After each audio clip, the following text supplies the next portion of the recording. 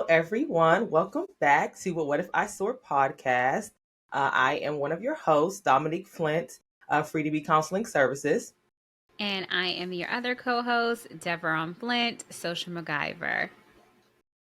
Thank you for joining us. This is episode 13, lucky 13. So glad you all are back listening or watching on our YouTube channel. So we wanted to, we were thinking about, we're wrapping up. It's the end of the year, getting close to the holidays. We are recording like a few days out from Thanksgiving. And so, there's Thanksgiving, Christmas, New Year's, right? And this time of year can be very hopeful for some people, but it can also be very challenging. And so we wanted to make sure to not just fall into, thinking about the holidays in a normative sense. Like, and for some people, their holidays are challenging, right? So we wanted to focus this episode on surviving the holidays. So we'll be talking a little bit in some detail about ways to, get through the holidays, depending on what your challenges are, depending on what you're facing. We just wanted to make sure we not only, encourage people to celebrate the holidays, but also just encourage people to take care of themselves if this is a challenging time for them. So yeah, that's what we'll be focusing on today. But we're going to start with one high and one low from the last few weeks. So Deveron, you want to start? So I would say one high is I continue to prepare for my speaking engagement. So I bought some swag that I Yeah. will have like a table that I'll be able to present. I got business cards. I got signs made that have like the social media for Social MacGyver, but also for our podcast. But what if I soar? So I'm just really excited. It felt good. I'm starting to get the items in now. So it just felt good to, I don't know if you've ever had this feeling, but to, be working towards something. We talked about this last podcast and looking at the smaller milestones instead of looking at the bigger picture, right? And so it was like kind of like a proud mama bear moment of, we've been putting in all of this work. I mean, just what you just said, this is our 13th episode. We, went out on a whim. We decided that we wanted to do a podcast and we have been committed to it. We also, started our own, personal businesses. Yeah. And we have just been learning and building and it's just a proud moment. Like it's like a whole year and we have been doing the damn thing. So I'm proud of us. So yeah, I would say that was like an extreme high to continue to build off of just like you really got stuff with your name on it. Like, you know what I'm saying? Like your business that you're going to present to other people. So, and the kids were all excited. They were like, you got merch? Not merch. They're like, merch is like, I want a pin. Like, you need to give me a hat. And so it was just like really, really cute. And like, obviously, they love me. They support me. But it's just good to know like your stuff is going to be out there. Right. Yeah, so for sure. That was the extreme high. And then I don't really think that I had any like major lows. I will say Friday was my mom's birthday. Yeah. And her and my dad share a birthday. Do And they? I so don't they think I knew do. that. They do. Oh, interesting. Yeah. Okay. It's really, Okay. really crazy, but they do. And it wasn't that I was having like a difficult time or nothing that I said, okay, like, oh my goodness, like, it's her birthday or whatever. But I was in tune to know, like, the night before I didn't sleep well. I was very restless. I kind of just wasn't feeling it. Kind of like irritable, but not really irritable, but just like not in my usual norm. I mean, I was still supportive because I worked that day. So I was still supportive and helped out my clients and things like that. But it was just like one of the things that, and we're talking about this today, but like grief is just never ending. And, again, being prepared for those waves and we just never know how it's going to show up. And so, I kind of just like took the time. I worked, which was really good. I had some loved ones check on me, which was really nice. And then I just like kind of like just like did my own thing, like watched some TV and that really helped. And I think like, you just you're never going to stop missing your mom, right? That's a huge, huge person in your life.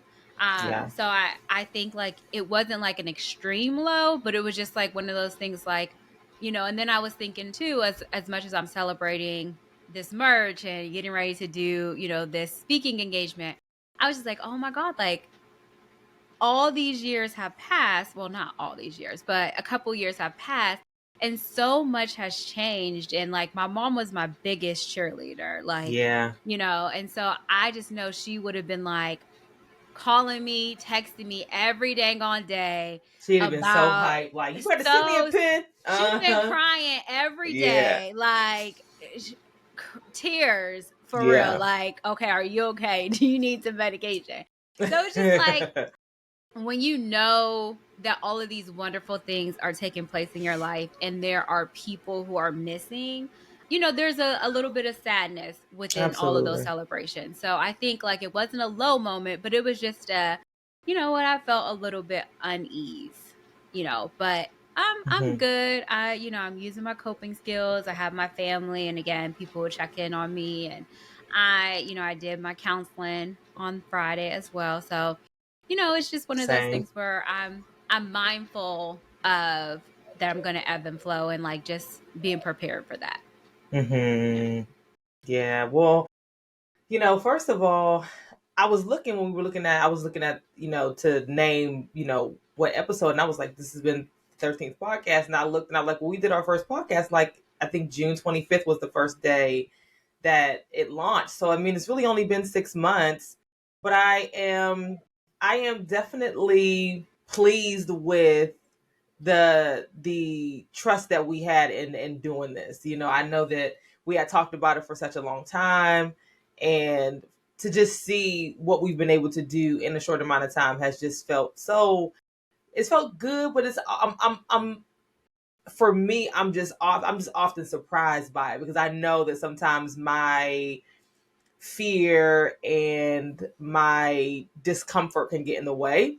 Mm-hmm. But then I have Deveron on here like, no, we're gonna do this shit. So we I gonna don't do know what you talking about, but we're gonna get it done. So I think that has been super helpful for me. It's just like that helps me get out of my own way. Like, okay, well, Deveron said we're gonna do it, so let's just do it, And the more and more I get out of my comfort zone, I also start to feel like, yeah, we is gonna do this shit. Like, Right. what's it about? You just gonna do it. So I am glad that you're going to be doing the speaking engagement, putting your business on the map, but not even just that, just being able to share your journey with other women who get it because they have gone through it. And I think I Mm-hmm. said this in our last podcast, but like sometimes we need a physical representation of what peace looks like on the other side Mm-hmm. of a traumatic event or just a traumatic life experience that we've had. And sometimes it can often feel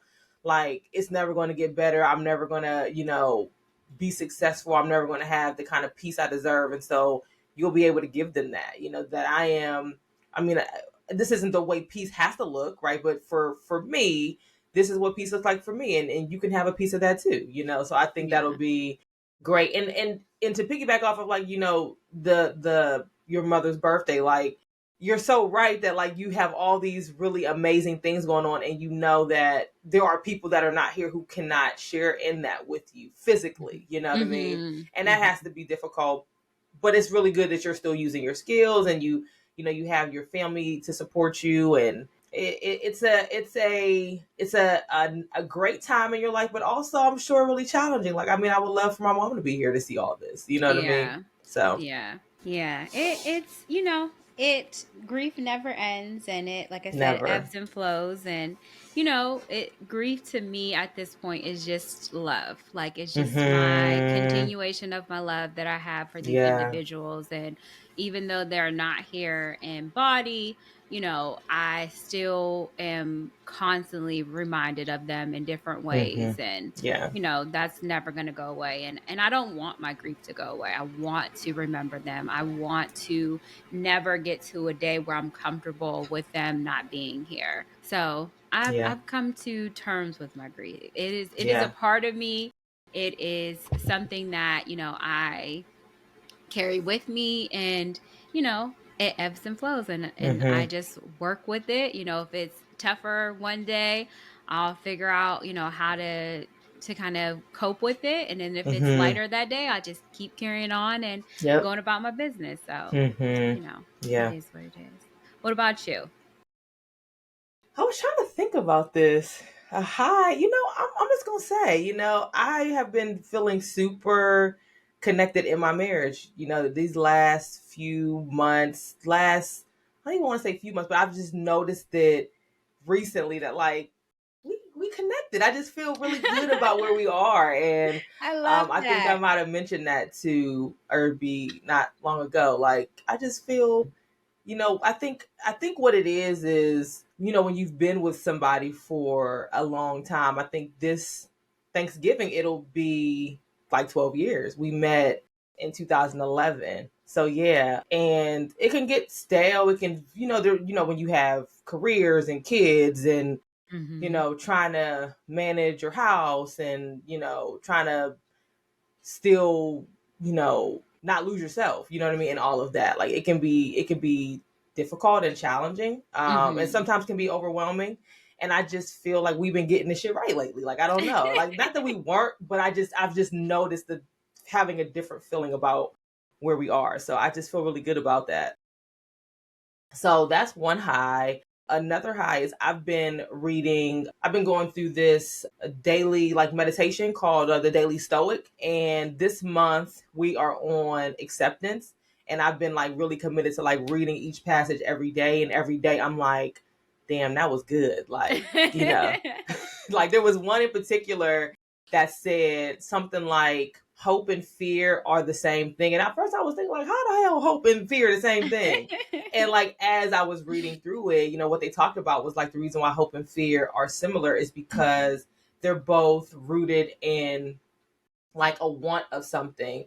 Mm-hmm. And really when you're hoping for something and when you are in fear of something, you are taken out of your ability to be present in that moment. And I was like, damn, that's definitely true, right? Because when we are so focused on either hoping for something and being in fear of something, we're not present, right? We're more Mm-hmm. focused on that. So I don't know, like those passages have been really helpful, and I usually do those meditations like before I start my workday. So it's like kind of a way to kind of help set the tone for the day.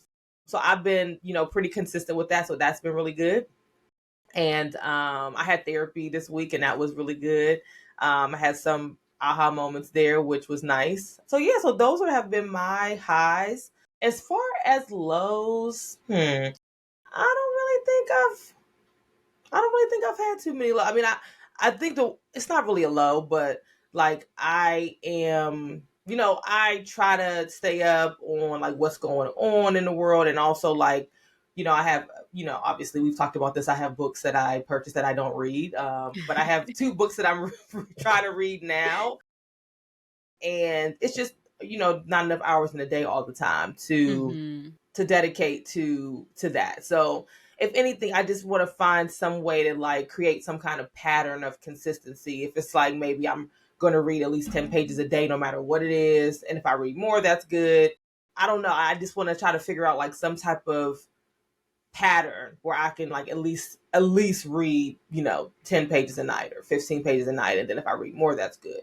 So I'm just trying to figure that part out. It's not really a low, but it's just like I just want to build a habit of consistency around that. So that's the only low I would say. I just have been having a hard time making the time. But I will say some of that probably is because I've been distracted by some of the other like pop culture things that are going on. So I'm like, Mm-hmm. like just drowned in that and not really Mm-hmm. like setting that habit. So I have Yeah. some things to kind of work through, but aside from that, I think that would be my only low. So okay. I mean, I think it's good that you are aware, right? Like you had talked about, a couple podcasts ago where you wanted to pick up your reading, and Mm-hmm. I think it's good that you're aware that you want to kind of set a goal for yourself and actually work towards accomplishing that goal, and maybe starting off small, don't overly commit, but work towards it Yeah. because it is something that you enjoy. It is a good Yeah. coping skill. Mm-hmm. And it's something that brings you, happiness. So I think it's good that Mm-hmm. you're aware of it, but you're also not putting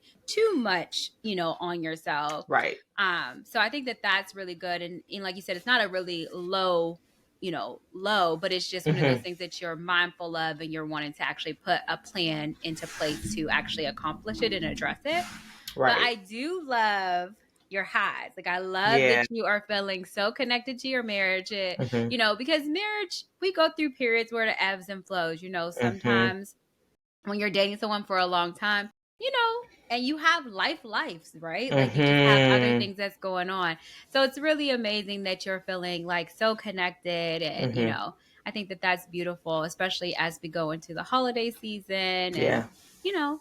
your birthday is coming up, Mm-hmm. his birthday is coming up. So, Yeah. I think that that's always beautiful to hear that you guys are feeling really connected. Yeah. Especially as you raise your little one, right? So Mm-hmm. that's really good. I'm happy Cause he for be taking you. the energy out the room, girl. He be adding too much energy to the damn room. I be like, sit down. God damn. He gets it honestly. I mean, he Uh, is his dad's child, so yes, he is. his dad is the mayor. So It's so come funny because his on. mom always says, like, he reminds me of how Irby was when he was little. And I'm like, okay, gosh. Really? Really? He gets it honestly, Yeah, that's apparently. but he's great. He's great. Hmm. So we talked about our highs and lows, and now we're gonna go into. We had kind of come up with like a outline of what we're gonna talk about today. We have some Hmm. questions that we're gonna answer. So for today's episode, we're going to be talking about the upcoming holidays and whether you participate in the upcoming holidays or not, it still can be, have an impact on you because you could feel obligated to participate, or you could Yeah. feel like you are kind of like a black sheep for not participating, right? And so we Hmm. just want to kind of use this podcast to talk about some things, give a voice to how some people might be feeling, but also give some tools and resources. Last week we talked about that resilience toolbox. And like we said, it's really important to continue to build that toolbox because different tools are going to be better to be used in certain situations and certain scenarios. And so you don't want to ever feel like, I got this, right? My toolbox is Hmm. full. You can always add to it. You can always take inventory and figure out, what worked for you previously may not be working for you currently or in that situation. And so you can try different things. So we're going to give you some tools to continue adding to your toolbox, making sure that it makes sense for you. We're going to talk about grief and loss, family dynamics, addiction and recovery, because these are, when we thought about the holidays and upcoming holidays, these are common themes that it seems like a lot of people struggle with. And so we wanted to make sure that we kind of talked about it and brought a voice to that. Okay. Absolutely. So Yeah. the first thing is going to be grief and loss. So Dom, I'll let you start it off Okay. if you'd like. Yeah. So grief and loss can be tough, right? I think, it's not linear. And I think that's sometimes where we get caught in grief is that, we go through, stages of grief, and, those stages of grief are like denial and depression and anger, acceptance. And there's another one, I forget, there's 5 steps, right? And those steps, they have an order, but you don't have to go through them in order, right? And sometimes depending on the dynamic of that grief or loss, you might recycle through some of those stages, right? So first things first is, it's not a linear process, and don't necessarily try to give yourself some kind of timeline on when you should be through grief, right? I think sometimes when we think about grief, and I think I was just having this conversation with my therapist on Friday, is that oftentimes, when we are going through grief, we tend to really look at grief in terms of like the loss of a person, right? But there are so many aspects of grief that we go through every day, right? Whether it's, the loss of a relationship, or the loss of a job, the loss of an experience, the loss of a friendship, the loss of a job, or the loss of, like, like, say it's, a Tuesday and, you woke up on the wrong side of the bed, or you woke overslept, like the loss of time, right? Like, Mm-hmm. there's so many moments in time and in the day where we can go through grief and loss. Now, obviously some are, I don't want to say serious than others, but, on a continuum, right? Sometimes grief and loss, depending on the day or the situation, might be a 1 or a 2, not like a 9 or a 10, right? So it's on a continuum. And so given that, you want to, you know, decide how much energy do I need to give to this grief or loss situation, or what kind of coping skills do I need to use depending on what I'm grieving, right? So if I wake up on the wrong side of the bed, or I wake up late, and I'm grieving, like not having time to eat breakfast or not being able to dedicate enough time to the gym, what can I do to, like, kind of compensate for that loss, right? Versus if I lost a family member or I lost my job, what are some coping strategies do I need to, like, use to ensure that I can kind of manage myself through that, right? Again, trying to build that resiliency. So I just want you all just to consider, that grief's not linear, that it can, like we've been saying on this podcast and the previous one, that things ebb and flow, right? So sometimes there are going to be higher moments where you're managing your grief and loss pretty successfully, and there's going to be times when you are struggling. And both of those experiences, my my suggestion would be, to give yourself grace and to be kind to what you're going through, because oftentimes these moments of grief and loss are unexpected. You know what I mean? Like, sometimes you really can't plan for that, in all of them, right? If you lose a loved one or the loss of a relationship, like, you really can't, you really can't plan for that. And sometimes what we'll do is we will not give ourselves the right amount of time to process and go through that grief. So the other piece of this too is, like, let's give ourselves appropriate amount of time to grieve an experience, to grieve a person, to grieve a job, to grieve the loss of time, or whatever you're grieving, right? That there's nothing wrong with, acknowledging that what you're going through right now is tough and can be a bit overwhelming. Yeah, I definitely agree. And I think the other thing about grief is it's so important when you are going through a grieving process that you are not only kind to yourself, but you're honest with yourself. Yeah. If you are grieving something and you are realizing that you're not acting like yourself, you are lashing out, you are isolating while you are going through this grieving process, you are realizing that it is having a negative impact on your daily functioning. I think that Mm-hmm. it's really important for you to be honest with yourself and know when you need to reach out and get additional resources. Because the other thing that can happen is with any type of uncomfortable emotion, we oftentimes try to stop ourselves from feeling any type of discomfort, whether it be pain, a negative or a uncomfortable emotion. And so what we often try to do is push it down, try to, not acknowledge it, try to find some other thing to kind of, take over. And oftentimes what can happen is that can actually have even more of an adverse reaction, right? And so it's really important for you to be honest with yourself, be reflective, and say, like, if I'm not eating, I'm not sleeping, you know, and this is for a prolonged amount of time, right? Because Mm-hmm. when you are first going through grief, there are going to be changes in your daily functioning. That's just a part of the process. Right. But if you feel like it is at a prolonged amount of time, it's not saying that you have to get over it. That's not what we're saying at all. But it might be where you need to look outwards to get some additional assistance so that you Mm-hmm. can get back to a functioning place while you maneuver through that grief. Like I said, I personally have had a lot of grief, over the years. And I realized with each new experience of grief, it has piggybacked off of grief that I previously experienced and thought I was done with, right?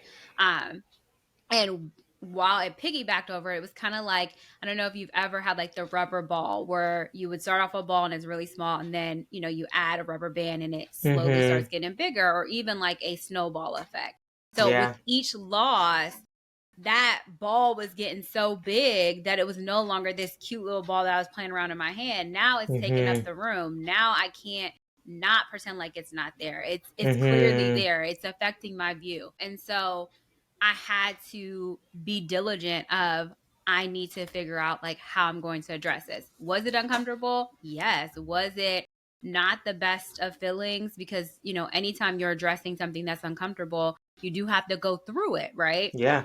Mm-hmm. But the discomfort of going through the process of addressing it was so much easier than sitting in it and just allowing it to fester, because like I said, that ball was getting bigger and bigger. And with life, it's so unpredictable. We don't know when we're going to experience another loss, when we're going to experience another situation that's going to add to that grief ball. And so it was to the point where if I didn't address it, it could have overtake me. And so I think that it's also really important that if you are in the grieving process and you are realizing that there's been a significant amount of time where you are not functioning at your Mm-hmm. regular level, then you really do need to look outwards and figure out how you can add some resources to help you process it, because it doesn't go away. Right. Time does not heal all wounds. That's the biggest load of crap anybody will tell you. Yes. Um, there's not gonna ever be a day where I don't miss my mom, Right. right? There's not ever gonna be a day where I don't miss having, been pregnant and having miscarriages, right? Um, Mm-hmm. there's not ever going to be a day where I don't miss my uncle, my grandmother, my grandfather, Dash. There Mm-hmm. is the hurt going to ebb and flow some days, yes, but they were a big part of my life and they're no longer there. And I still have other people in my life, and who's to know, what can happen with them. And Yeah. so like I just have to be honest with myself and realize that I can't pretend like it's not having an impact on me, because Yeah. what we allow to fester inside of us, it doesn't stay there. It unfortunately will start coming out and start pouring out into other aspects of your life. And Mm-hmm. it can cause, again, other things to take place, right? You can start lashing out on your loved ones. You can start, isolating where you're not pleasant to be around, where, again, these are uncomfortable feelings. And oftentimes with humans, when we are experiencing something that's uncomfortable with someone else, we might try to intervene, but other people tend to move away, right? Yeah. And we talked about the importance of community, right? And so if you're already feeling isolated, you're already feeling alone, you're in a low place, if you are now feeling like the core people that you have remaining are pulling away, that is also going to be another piece of that grief, right? That's going to add Mm-hmm. to that. And then you can just start feeling like, you're alone. And that's not a Yeah. good feeling either. So I think it's just important to be reflective. Yeah. No, I think those are all really great points. Because again, grief is challenging and overwhelming, and I think there have been attempts to try to help people get through it, but like you never really know how you're going to even manage that until it happens to you, unfortunately. Mm-hmm. And so it's really just a matter of being kind to yourself as you are entering that space. Because, again, I think many of these things happen unexpectedly, and so, and even if you have moments to prepare for it, I just don't know if there's ever a way to fully prepare for something like that, So it's really just, you got to just be kind to yourself and just take it day by day, sometimes minute by minute, Mm-hmm. breaking it down in small pieces, because it's a concept that is something that we know happens, right? We lose people, we lose experiences, we lose relationships. What do they say? All good things come to an end, right? Like, so these Mm-hmm. things we know are going to happen, but I just don't know if you can ever really prepare for it, and so because of that, you just got to take it slow and steady, slow and steady, and not put too much pressure on yourself as you are trying to figure out your new normal, right? Because it may just be a new normal for you. So we do have a couple questions we want to kind of go through, and we're kind of tag team and answer some of these.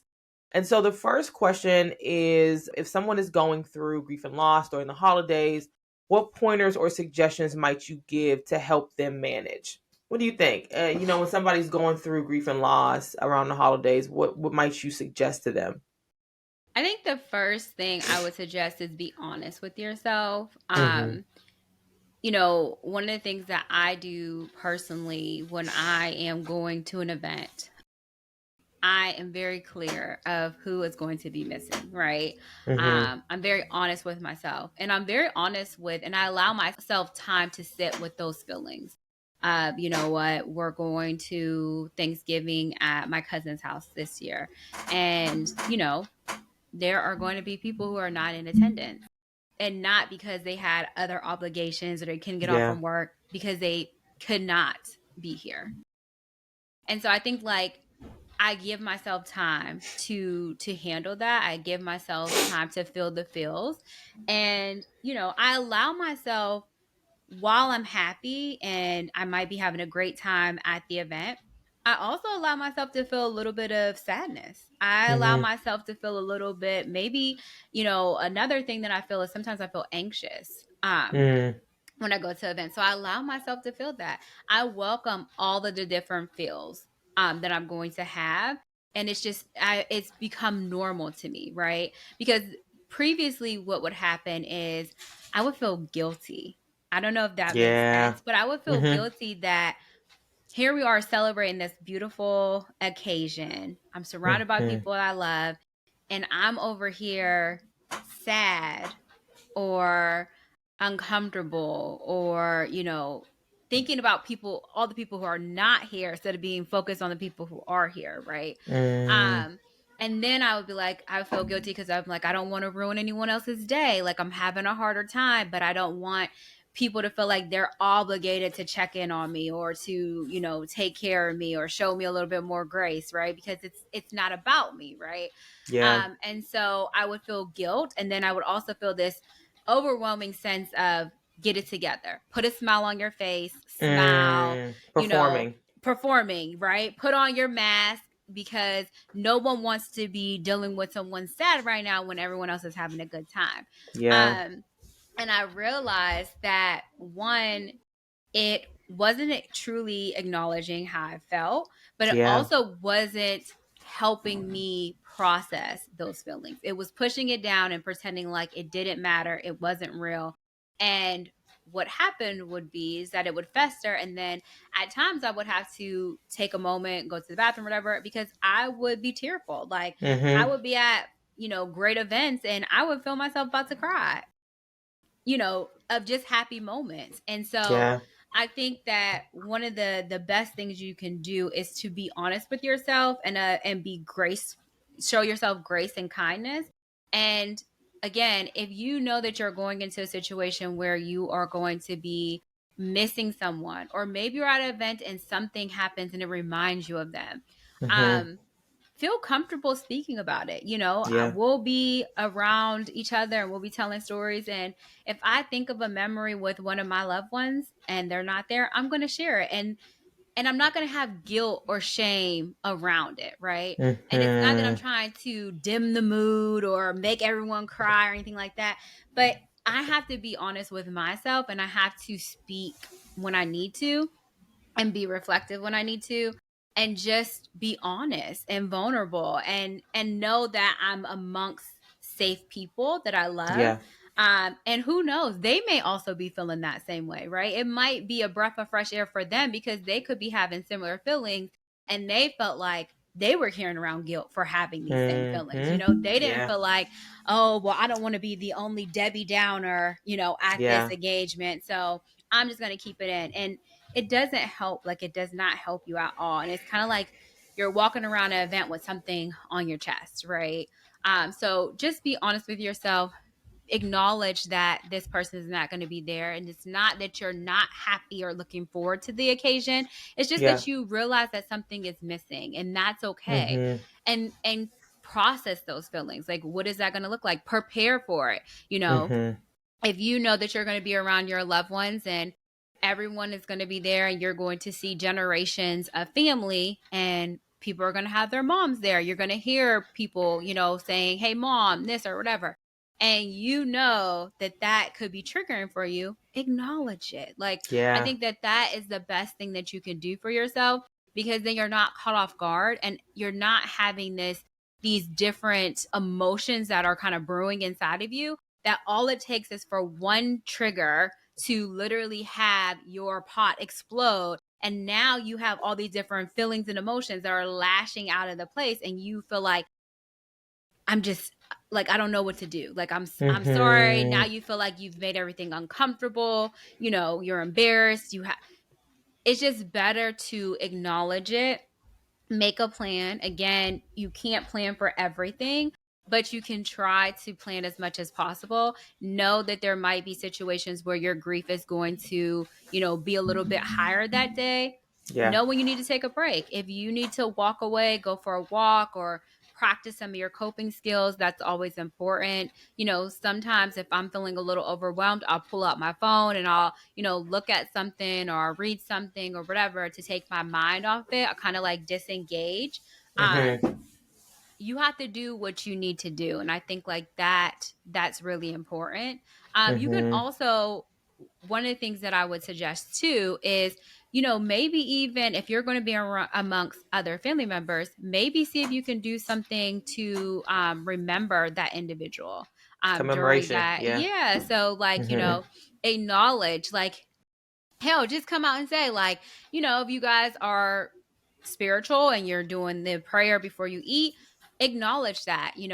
I just want to say a few words for the people. Can we take a moment for the people who are not here, right? That we're Mm-hmm. missing. Again, you never know who else is feeling that way, but Yeah. doesn't feel like they have the space or want to bring it up. And so sometimes you could be also relieving some discomfort for other people. And I think just Mm-hmm. calling a spade is so powerful. It not only helps you heal and helps you to figure out how to deal with those ebbs and flows of that grief, but it also could help someone else. So I would say, Mm-hmm. just call it out. Like, call Yeah. it out. Find periods of, bringing them up if you can. If you feel comfortable in doing that, find moments when you can take a breath. If you need to go for a walk or whatever, but also check your temperature, like check your tolerance, right? Know when your tolerance thermometer is getting too high, and Yeah. know when you need to disengage and go and do something else to help it get lower. That's Mm-hmm. also important when you are dealing with grief around the holidays, is especially when you're going to be around other people. Yeah. um and I will say it's really important for you not to isolate, because when you are feeling low, if you kind of just put yourself alone, you isolate, you stay in the bed, not doing anything, it's really easy to stay in that place. It's really Mm-hmm. hard to get out of it. And so, although it feels like, oh, it's just so much easier to lay here, I just feel exhausted. I don't even want to get up. I don't want to take a shower. Just pushing yourself to do that can be helpful in helping you, again, not saying that the grieving process ends, but helps you to understand and get to know that grieving process and Yeah. become comfortable with, again, the parts that some days it's going to ebb, some days it's going to flow, and you have to figure it out. And there was this really good TV show I watched like a couple years back, and this lady was talking about grief because she had lost her daughter. And she said, my mom told me that grief is like carrying around a suitcase. Some mornings you get up and that suitcase is like a ton of bricks, and you feel like, Mm-hmm. I can't even, like, it's so exhausting. I can't even like pull it. Like, I can't do anything. I just need to sit here with this suitcase, right? And then some Mm-hmm. days the suitcase feels like it's just filled with feathers, and it's like you just carrying along with you. You don't even realize that you're carrying along with you, right? Yeah. And I was like, that is the best analogy It for is. me for grief, because there's going to be days when it's like a ton of bricks and you feel like, I can't even fucking move right now. Like, Right. this thing is Yeah. heavy. We're staying right here, right? Mm-hmm. And then some days you're carrying it with you, and it's like, I don't even like, it's just here. It's a part of me, Yeah. right? It's Mm-hmm. not causing me any type of discomfort. And in either of those moments, either of those times, you have to be honest with yourself, be present with yourself, be reflective, and figure out, okay, if it's so heavy right now that you need to sit there, but Mm-hmm. also figure out, how you can get up again, right? Yeah. How you can keep it moving, because it unfortunately is now a part of you. It is Mm-hmm. a part of your being.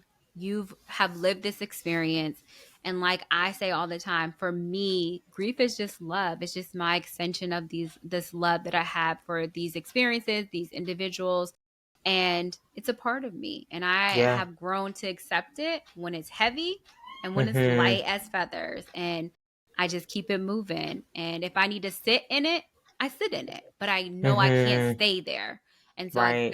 that's my advice or suggestion to others is know what the weight is of that grief for that time. Mm-hmm. Figure out what you need to do, utilize your coping skills, utilize your toolbox, but know you can't sit there Yeah. because your loved ones would not want you to. They wouldn't Mm-hmm. want you to. And you can't sit there, because while you're sitting there in that grief and it feels like the only thing that's comfortable at this time for you, life is moving on, and Yeah. you are then going to be grieving something else that you missed out on. And so Mm-hmm. being honest with yourself, I think, is really important. Yeah. That's a good one. Yeah. I think we've touched on the other questions. I guess I'll just say the way I navigate grief and loss. I mean, if it's those bigger experiences of grief and loss, very similar to the things that Deveron shared. I would say in my life, the probably the biggest loss that I've experienced this far is probably the loss of my maternal grandmother. I lost my grandfather, but I was probably like 12 or 13. So, I mean, at the time, that loss was overwhelming and really challenging. But I think I got to grow as an adult with my grandmother, and I got to build such stronger bonds with her as an adult. And I got to really understand her commitment to family and her commitment to like tradition. And so, one thing that I like to do is, because my grandmother loved to cook and she loved to be around family and all of that, like I definitely tried to incorporate that, not just around the holidays, because my grandmother would cook Sunday dinner like literally every Sunday and have the family over like every Sunday. And those are honestly, and we weren't even doing shit. We were just chilling, shooting the breeze. Like we weren't doing anything. I mean, we were just having just a regular family get together. But like those are etched in my mind as like very formative experiences that I had as a kid, and so I do try to keep that in mind. So when we talk about commemorating people, it's like, how can I continue to honor this person even when they're no longer in the physical sense? They're not here physically.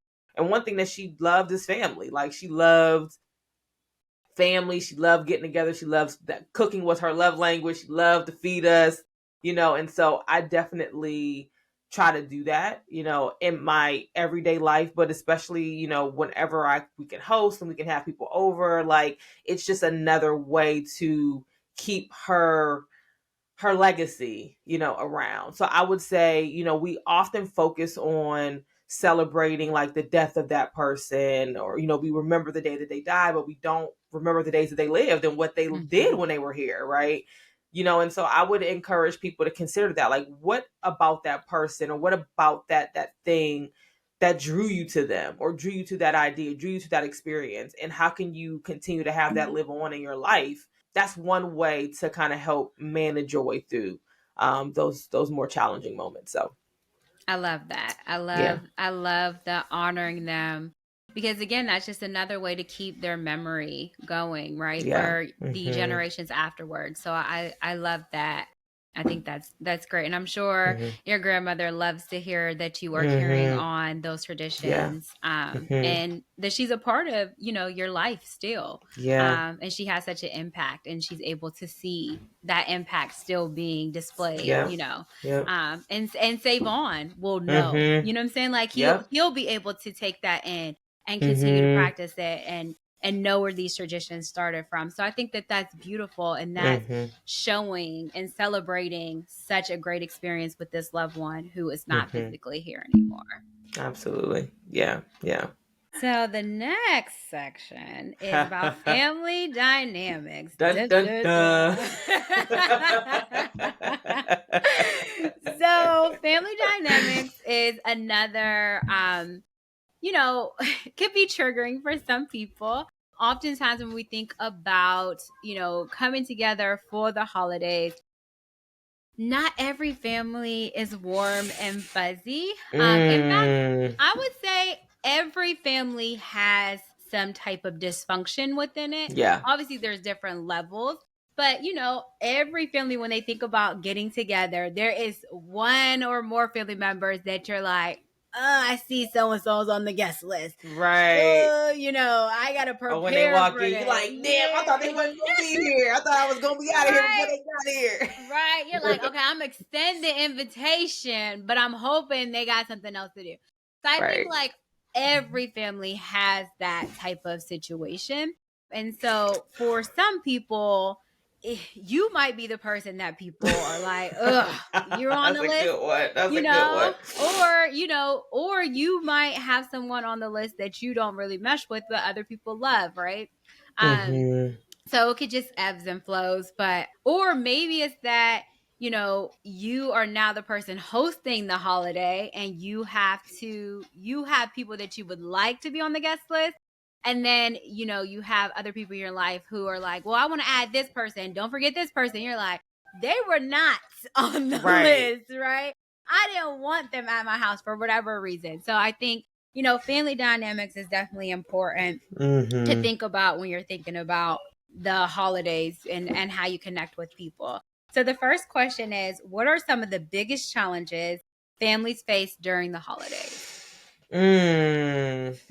That's an interesting one. So I think kind of speaking to what you said, right? Like there just may be some tensions. Here's one thing, and this is kind of what I'm kind of going through right now. It's not my particular situation, but like, you might be rebuilding with a family member, and then there's other family members who are not really there yet. And you're like, do I invite them? Do I not? Do I give them the heads up? Do I not? Like, I don't want to make it awkward. What I've learned is, that's really where it's important to kind of stay out of the middle, right? Like, just sharing with everybody, like, I'm inviting so and so over for the holidays. I know you ain't with them right now. I know shit is kind of weird, but that I don't want to get in the middle of that. But I do want to give you a heads up because I am attempting to rebuild something with this person, and it's challenging, right? Because there may have been a time when y'all was on the same page about that person, and then you were like, you have a change of heart where it's like, I did feel that way, but after my own conversation with them, after my own, kind of working through some of the challenges and the difficulties, we're kind of, making an attempt to rebuild what we had or whatever the dynamics are. And so I think that can be really, really challenging. What I've learned is to just stay out of it, right? Like, this is my relationship with them. I know there was one point we was like kind of ganging up on them. We was like kind of seeing eye to eye on that situation. But like, I've had a change of heart. And I think that's been a challenge for me, is like being okay with like changing, right? Like, that the way you once felt about this person doesn't have to be the way that you maintain, right? And that it's okay that you feel a little differently. And it's also too, like, it's not that it's important to recognize that I understand why you are struggling, because I was there, you know what I mean? And so I'm hoping that if I'm hoping one day that you get there, because again, I recognize that a huge challenge in family dynamics is like accepting people for who they are, and accepting that there is a portion there's only so much that sometimes people can give you, and it doesn't necessarily mean that you're not deserving of what you're asking for. You know what I mean? I think everyone is deserving of what they're asking for, but are people equipped to give you that is the question, right? And so what do you do with that? Do you accept that, you know, this person, can only give me this much, and this much to them is like this much. You know what I mean? Like, it just depends, right? Again, it's not to say that you don't deserve anything more. It's a matter of being realistic, that like, I may want something from this person, but they just may not be willing or able or equipped to give it. Do I let my relationship fall? Do I make adjustments, right? And how I'm navigating that relationship, right? I'm wanting this, you're only willing to give me this. Here's what I'm willing to do, because of where we are, right? And so that's definitely one aspect. There may just be some bad blood between family members. It may be some family members might be working things out, and other family members are just not there, right? So I think that's another one. I would say too, one challenge just with my mother's side of the family, just overall, is that when my grandmother passed away, we didn't, as a family, continue those traditions, right? Where Mhm. my grandmother would cook every Sunday, and all of us literally, I'd say at least 50 to 70% of my family would stop in and out on Sundays. So we Mhm. saw each other at least once a week, and she's been gone. She passed away in 2015, so she's been gone in May was I think 7 years. So that's or 8 years, actually 8 years. So that's been challenging, and we have not been able to get together. So I have been like talking to my mom about like, why don't we like rent a hall and like, each of us cook something and we all try to get together. And so that's definitely a goal of mine for 2024 is like, we've been talking about this shit. We need to really do it. Cause honestly, like I'd say the oldest person in my family, on my mom's side of the family at this point, is my oldest aunt. You know what I mean? And I don't want to give her age, but she's up there, right? You know what I mean? And so I don't know how many more years we're going to have with those family members, right? I have Mhm. two uncles who are up there as well. Like, that I can't even remember. The last one I saw was at a funeral. You know what I mean? Like, Mhm. I just I want to be able to experience that at least one more time. You know what I Yeah. mean? And so I think that's the other thing is like when the matriarch passes away, some of those traditions don't continue. And that's one thing that I think that my mom's side of the family that we haven't been able to kind of do that. You know what I mean? Or Mhm. there's pockets of us who are, kind of getting together, but like all of us are not. You know what I mean? Mhm. I'd say like my cousin, she had a birthday party for her daughter a few weeks ago, and I took Savon, and he got to, see some of the cousins that, I grew up with that he, never met before. One of my cousins, was there. I hadn't seen in a while, So and then we took him over to my aunt's house afterwards. He played with the kid. Like it was fun. It like kind of reminded me of like how it was when I went to my grandma's house. You know what I mean? Yeah. And so it just made me feel like I want to have this experience at least one more time, at least one more time.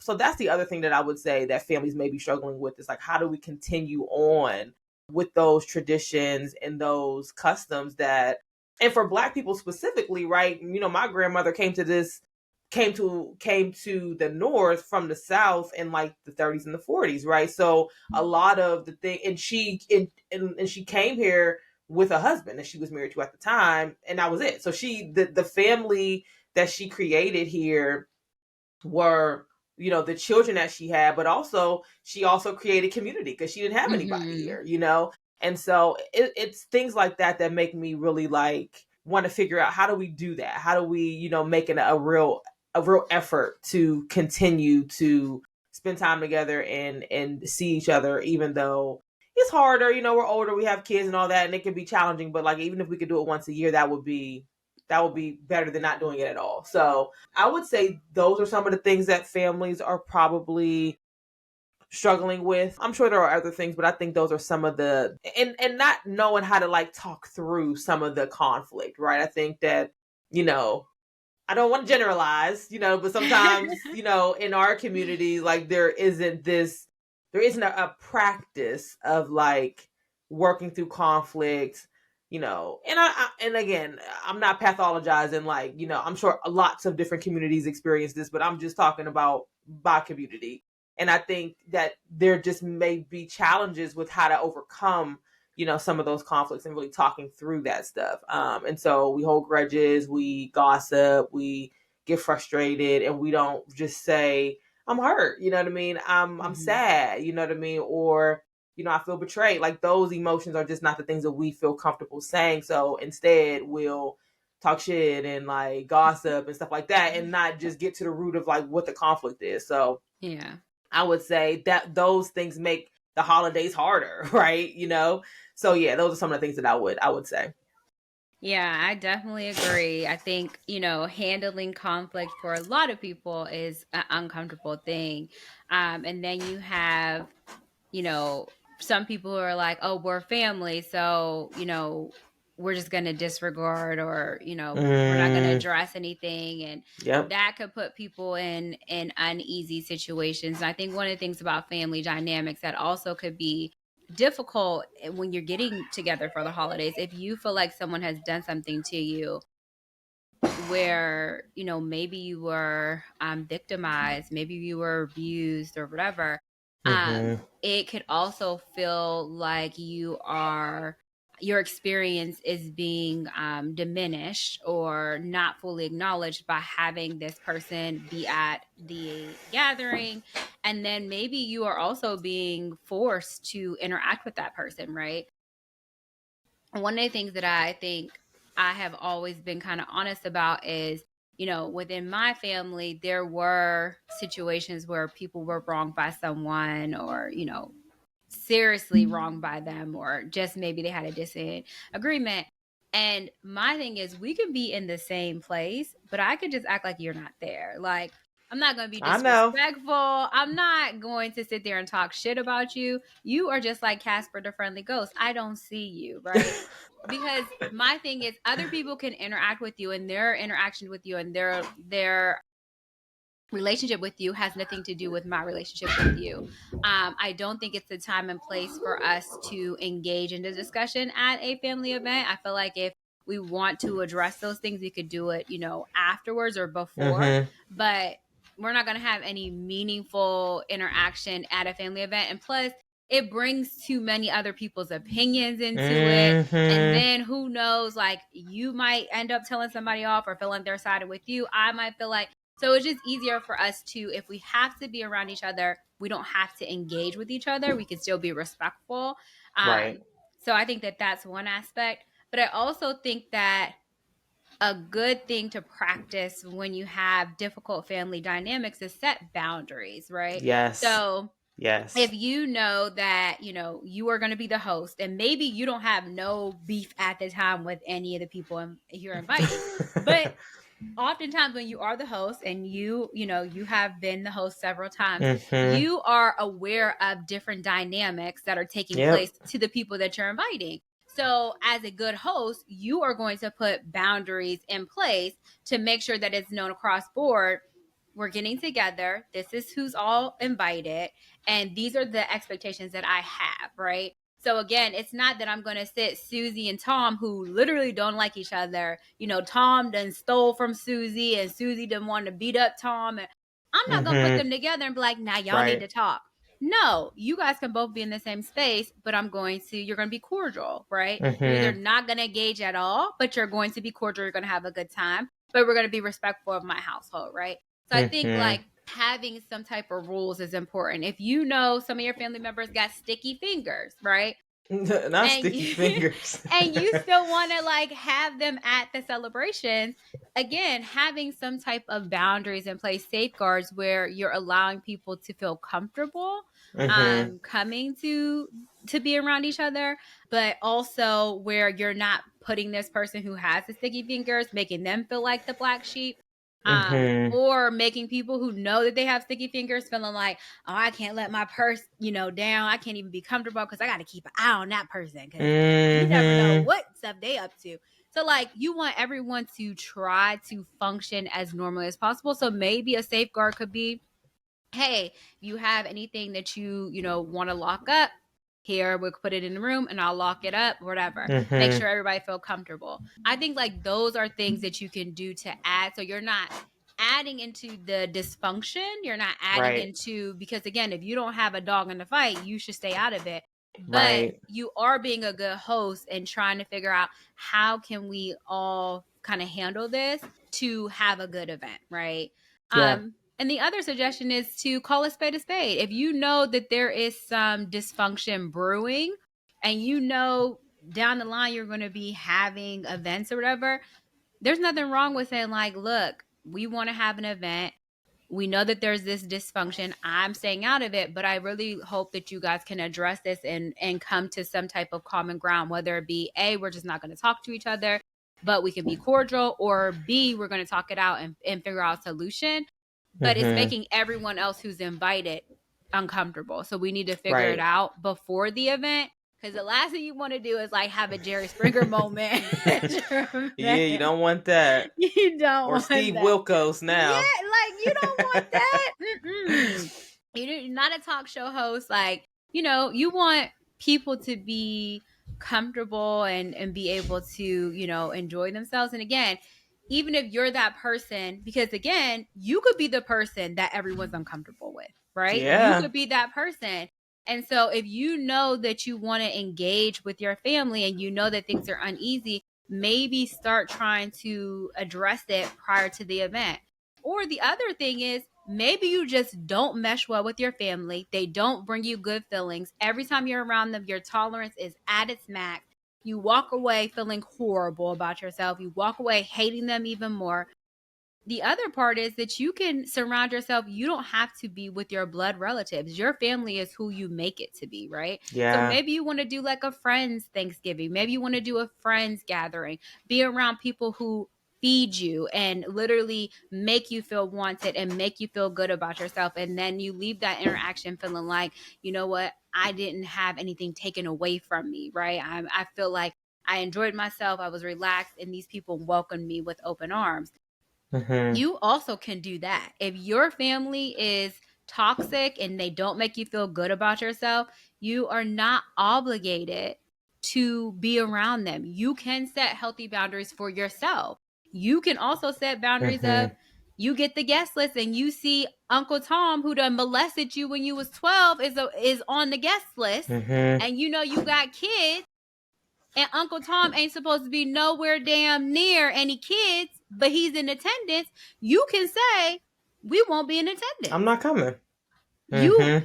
you know what I'm saying? You can safeguard yourself. So I think like it's also those things where like don't feel like you're obligated because it's family that you have to put yourself in an uncomfortable situation that's going to impact your mental health, that's going to Mm-hmm. impact your self-esteem, that's going to be where you're on pins and needles all day and you're not even enjoying the event because of things that have happened, right? Or Yeah. maybe you're working on your own trauma journey and you feel like your family never acknowledged it. Again, if you're doing that work, you have the right to say, this is the boundary I'm putting in place and I Yep. have to protect myself. There's nothing wrong with that. Don't feel obligated to be around people who are so key into seeing the worst parts of you or not Mm-hmm. acknowledging experiences that you had and things like that. And again, we're not trying to turn a family event into a talk show, right? Right.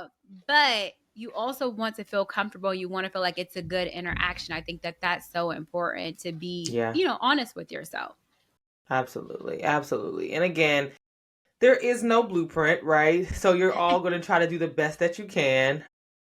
But, again, these are just some tips to keep in mind in the event that you are in a uncomfortable situation during this time with your family. You do still want to be present, but you are not really sure, how to do that. These are just some guidelines. What are some ways that families can use the holidays as a way to build stronger connections? What do you think? Um, So one of the things that we're doing this year is groceries is high. Girl. It's at an all-time high.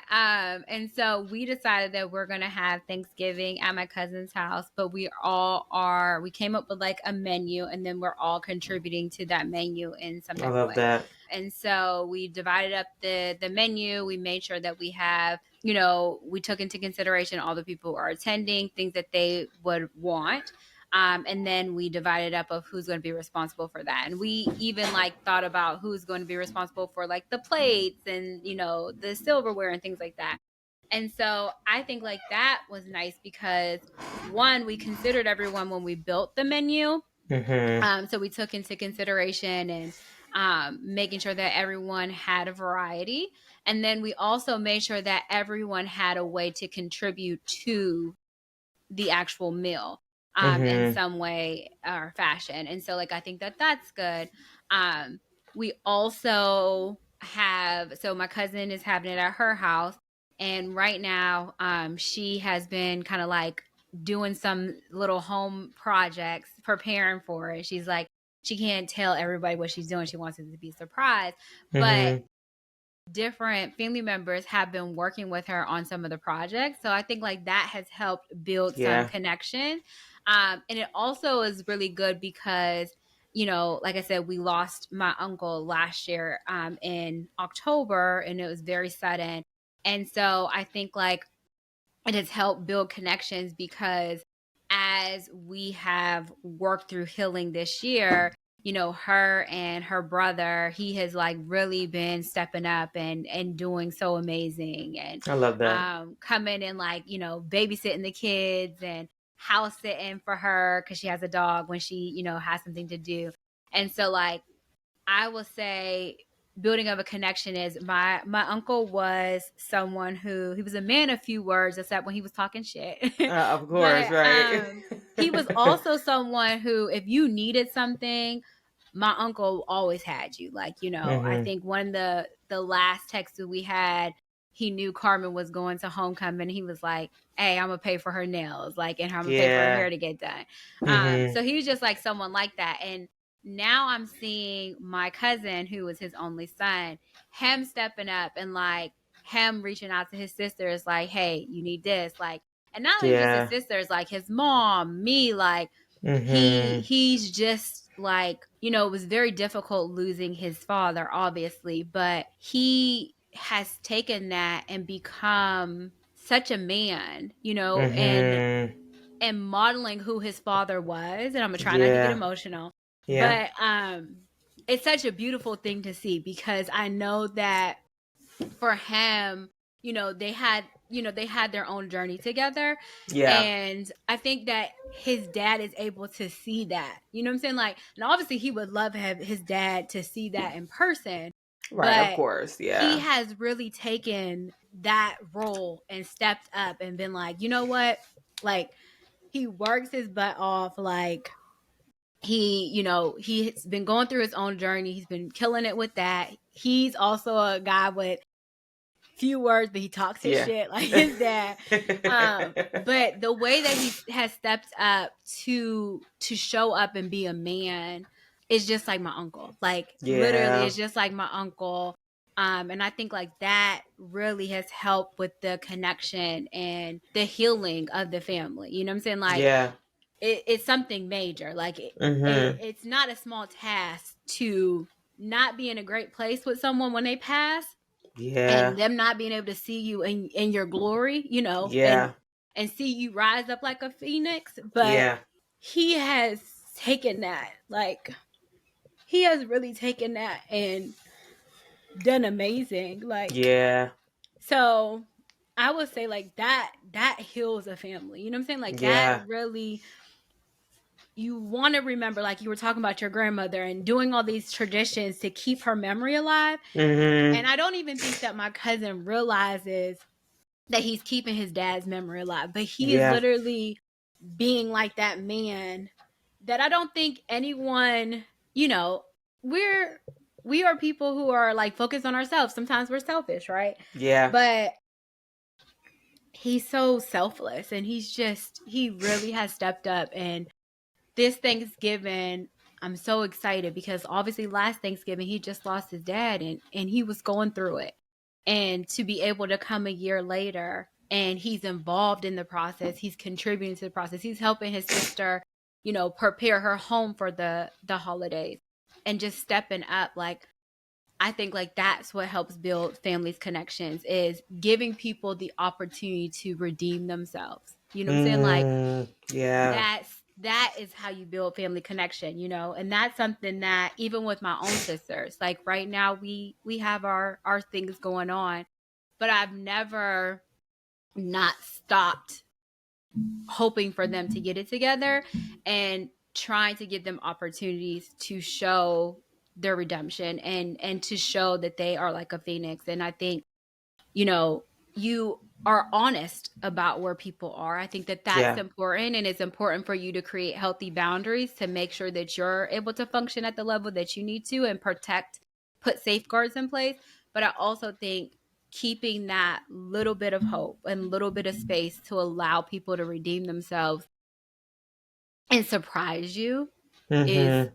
is so beautiful. And like I said, my cousin is a living example of that, of look at what he's been able to do within the year. And I know he's just going to continue to do well. And he might have some hiccups along the way, but Yeah. he's really been able to show up and show improve. And I think we've all given him that space that was needed to call him out when he needed to be Mm-hmm. called out. Yeah. But also met him with like love Yes. and resources, and like, look, I'm gonna call you out on your shit, but I'm also gonna be here to say I'm gonna get in the arena with you if you need me to.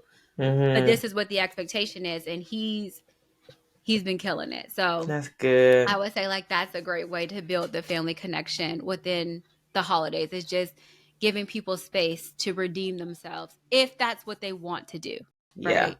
Because that's, Mm-hmm. you can't, we're not the puppet masters, but Right. sometimes people will surprise you, and so I think that Mm-hmm. that's important. Yeah. Yeah.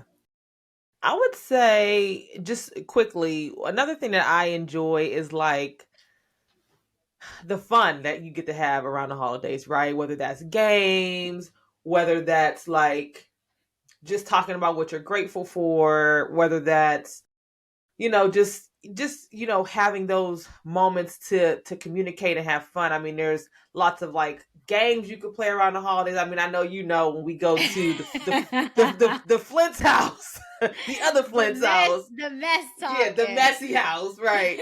That there are always moments to laugh and joke and play games. And so I think doing those things, because those things build memories. I guess what I'm thinking about is like using those moments to build memories, right? Using those Mm-hmm. moments to, yeah, like to build on more memories.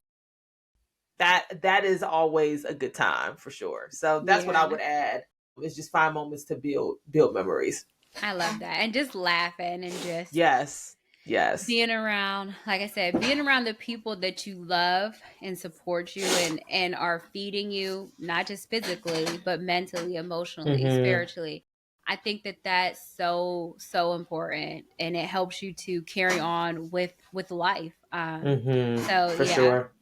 something. If family is a sore subject, what suggestions could help someone feeling lost in their family or just feeling disconnected in general? Yeah, that's tough because that happens, right? Sometimes the family that you were born into isn't the greatest, right? Maybe it's because there's been some long kind of historical challenges with the way you've been treated. Maybe I know some people who like don't really have a big family already, and so they've lost people, right? So like Mm-hmm. their family is pretty limited because their biological family is small, and they've lost people. And sometimes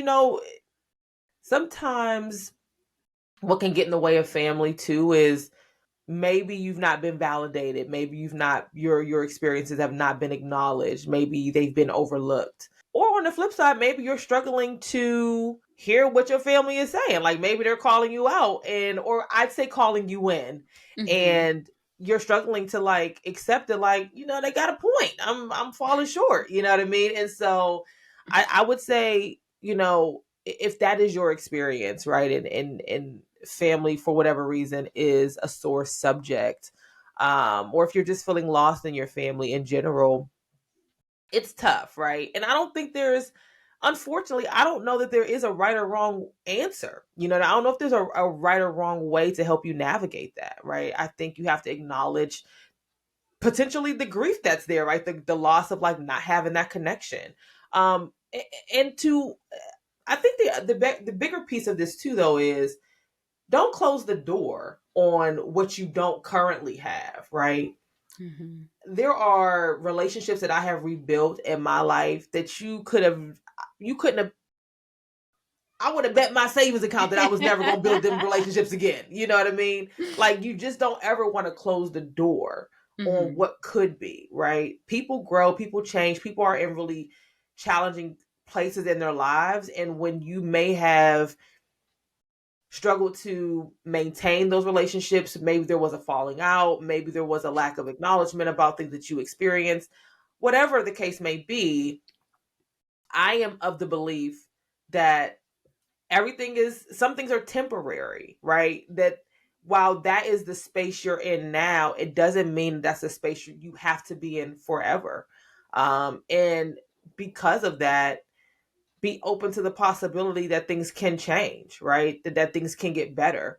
And it's tough, right? It's tough because this time of year, we do tend to highlight the ideas that people are going to spend time with their family and they're going to, have fun and laugh and get together and cook and all those things. And that's just not everybody's experience. And so that can be tough and that can be overwhelming. But I would say just be open to the possibility that it doesn't have to be that way. And I'd also encourage people to consider what am I doing if family is what I want, right? If family is what I want and family is what I'm missing and I want to build on those connections, what am I doing to get in the way of that? Maybe you're not doing anything, right? Maybe you just have a shitty family, right?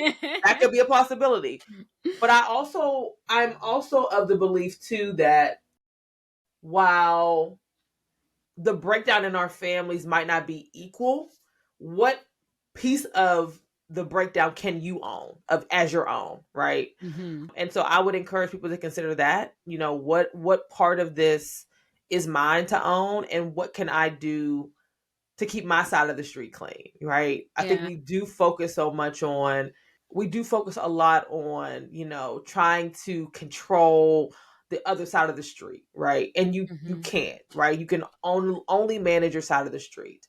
And so I would encourage people to do that. But I'd also encourage people to remember though, but you can't do the emotional labor for both people, right? You can't do the emotional labor for you and your family members, right? Exactly. So keep your side of the street clean, focus on what you can do, but don't take on the emotional labor of every person in that relationship, because at what point do all of us hold ourselves accountable to what we contribute to the breakdown, right? I think that part can be missing, and you see that in marriages, you see that in family relationships and family dynamics where we are not always committed to saying, while I can acknowledge that you fall short here, it's not my job to pick up those pieces here, right? It's our job to say, here's where we're falling short. Here's what I'm willing to do, right? Here's what I'm Uh-huh. willing to contribute to improving on our connection and our relationship. But you got to be willing to do something too. And there has to be a real concerted effort to make those changes. And I'm all for recognizing that people's personality and people's, issues do, come to those relationships. But I think sometimes we want to say things like, well, that's just how they are, or that's just what they do. And it's like, yeah, but no. Like, yeah, but no. Right? That can't be excuses that we choose to make for people that we love, right? When we love people, we say the truth. We tell the truth. We don't have to be hurtful. We don't have to be brutal, right? I don't even believe in that. I believe that we have to meet people with care, with love, Mm-hmm. but you have to be honest, And so first and foremost, be honest with yourself. What are you contributing to that, and what are you willing to fix? But don't take on the emotional labor of other people's responsibility to their side of the street. And that can be challenging.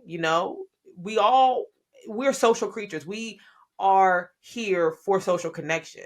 So I understand why somebody might want to take on the emotional labor of like, well, if I just do this, and if I just, contort myself in these ways, that it's going to be all better. And it's like a lot of resentment can come from that. A lot of like frustration can come from that, right? So I would say that those would be some of the things that I would say. And if all else fails, be committed to creating your own like chosen family, right? What does a chosen family look like? Whether Mm-hmm. that is your friends, whether that is, other of your church family, whatever it is, like there are other ways to be in community. It doesn't have to be your family of origin. It can be your chosen family, right? And sometimes the people that we choose, those connections and those relationships are more meaningful because I have chosen it. Like I wasn't born into it, right? This is Mm-hmm. a conscious effort, a conscious choice that I'm making to be in relationship with you, right? So those would be some of the suggestions that I would give if that's where you are in your relationships. I like the analogy that you used about focusing on your side of the street, right? Mm-hmm. Because I think that that is very important because we're not the puppet master. We may want these things, we may wish for these things to happen, but we don't have control over other people, right? And so, like, I think that that's important when you are thinking about any type of dysfunction or, strained relationship within the family, right? I also think that it's important for you to kind of be aware of your tolerance level. Mm-hmm. And maybe feel like, okay, I want to be around my family, but I know typically doesn't make me feel great. Maybe you can kind of be aware of your tolerance level and go for a short amount of time and then be aware of when your tolerance level is rising, where then Mm-hmm. you need to exit stage left, and then maybe go and be around the people that you have formed to be your family as well, because you Mm-hmm. can also do that.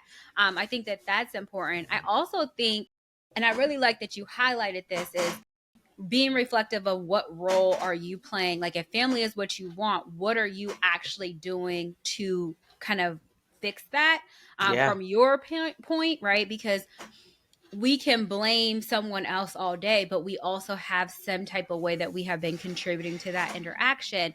Yep. Maybe it's not that we are starting the fight, but maybe when the fight comes to us, we ain't backing down, right? Right. Maybe we like, oh, you want to bring the fight, and now I'm going to literally, you go low, I'll go to hell. Like, Right. that doesn't help the situation, right? Right. Um, and so, like, again, that can just be building on that family dynamic and that strained relationship. So, like, asking yourself, what is it that I'm willing to do to try and improve that relationship from my standpoint? Because, like you Mm-hmm. said, we can't focus on the other side of the street because we don't have control of that, right? That's not Right. our property. And so we can only focus on our side of the street. And it also is where, if you're focusing just on your side of the street and you're doing everything that you can to try and make that street look great, and the other Mm-hmm. person is deciding like, I ain't doing nothing, you can then be Mm-hmm. reflective and say like, okay, I've done these different things to pour into this street, and the other person is just deciding that they don't want to engage. That lets me Mm-hmm. know where I am with that person, Yep. right? That lets Yep. me know to then take inventory to know, okay, I did all this work, I'm looking back, I can see I, did this yard work and all this other stuff, Mm-hmm. made this side street looks great. Their side street looks crappy. I didn't Right. try to bring the community in. They said no. Right. Um, so then you could take inventory, and now you know where you stand with that individual, right? And so now Mm-hmm. you have a measurement of, okay, this is how much I'm willing to give, and they're not willing to meet me halfway. So now I can move accordingly, right? They've Yep. showed you who they were. Now you have to believe them, right? Mm-hmm. And it's Yep. not saying that that relationship is completely dead in the water and to never to rebuild, because it could be years later where you see them starting to try to get their side of the road together, right? Yeah. And you're like, um oh, okay, I see you. yeah, I right, see like, okay, damn, I only been doing this for years, but you. you know Right. but I think like that's good. And I think that it also takes the responsibility off of you to feel like you are obligated to fix this, because I think that's Mm-hmm. another thing that the holidays can bring up, is this obligation of family, this Yep. obligation that I have to make amends, I have to make things right. And like I said, if you're the person who has struggled in some type of way, and whether your family has met you with other struggles, and now you feel like, okay, I've been doing my own thing, the family is disengaged, it's kind of strained, and now you feel obligated that the holidays are coming up and you don't want to be alone, and they're going to meet and you want to be a part of it, but you haven't done any type of work Mm-hmm. individually. Yeah. I think that that's also something for you to process. I will say, in the mental health field, as therapists, one of the things that oftentimes we see is an increase of people utilizing services Yes. coming up to the holiday season. We always say holiday season, people are booked and busy, right? Mm-hmm. And it's whether they are a part of that family dynamic, or maybe they're trying to get coping skills to build up for that interaction or whatever.